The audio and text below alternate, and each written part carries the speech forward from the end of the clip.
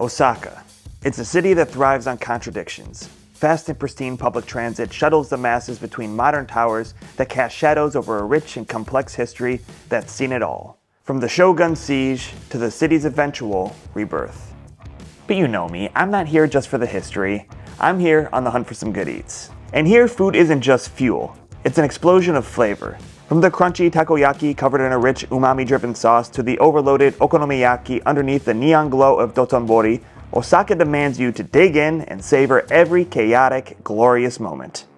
And it's here where I begin my 2.5-week trip around the country with stops in Ninja City Iga, where I learned about the region's connection to historical ninjas before running in the aptly named Ninja Trail Run for my final ultra of the year, Kyoto to meet with an old friend and sample some vegan Japanese food between temple treks, and Tokyo to continue the feast before ending with a week in Okinawa.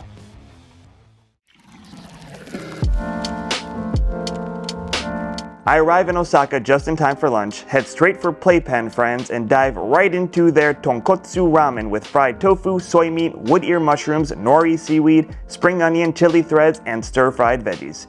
Then, a quick coffee to keep my jet-lag-addled brain firing neurons long enough to make it through the night.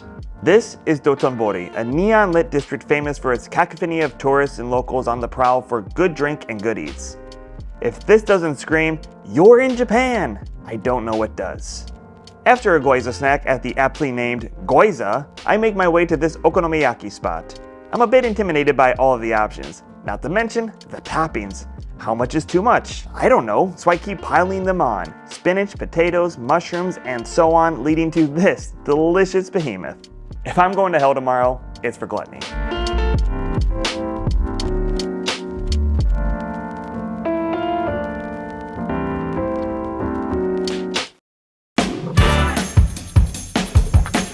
It's morning in Osaka and I've got a race in a few days. So I lace up my kicks for one last easy jaunt and to help shock my body into Japanese time.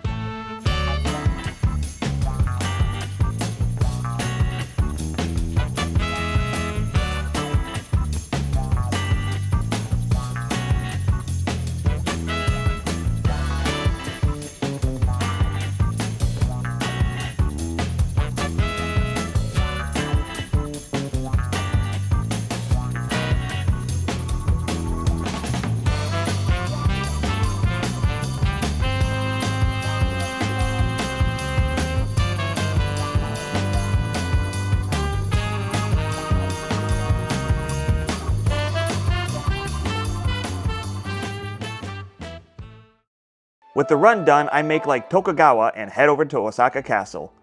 A reference I can only make because I recently watched Shogun. Originally built in 1583 by Toyotomi Hideyoshi, Osaka Castle played a pivotal role in Japan's unification. After Hideyoshi's death, his son, Toyotomi Hideyori, took control of the castle, but the Tokugawa shogunate, led by Tokugawa Ieyasu, saw the Toyotomi family as a threat. This led to the siege of Osaka in 1614, where the Tokugawa forces destroyed the castle, effectively ending the Toyotomi clan's reign. In the 1620s, Tokugawa's successors rebuilt the castle, adding fortifications and strengthening its defenses.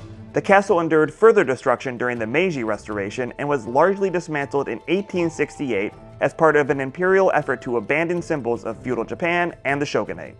I don't get why. I mean, did they even watch Shogun? It's so freaking cool. Osaka Castle was eventually reconstructed in the 1930s with reinforced concrete, becoming a symbol of national pride and modernization. Today it stands as a historic landmark that draws over 2 million visitors a year. But the threat of invasion clearly remains.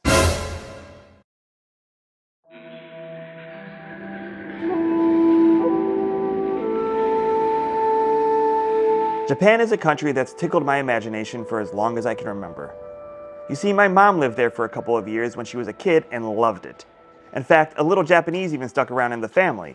Her father would call her musume, or daughter. But my love for Japan was cemented 9 years ago when I finally got to go for the first time. I trotted around castle grounds, hiked through postal towns along the Nakasendo Way, and marveled at the organized chaos that is Tokyo. One of the last things my mom told me was that Japan was her favorite place in the world and that she wished she could have gone back. And I wish I could have given her that opportunity.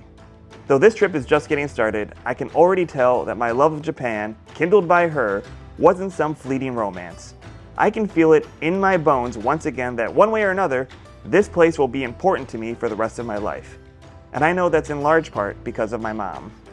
So I hope in some small, schmaltzy way that would definitely make her eyes roll, that I'm carrying her with me on this and future trips to Japan. Love ya, Ma, and see ya in Iga.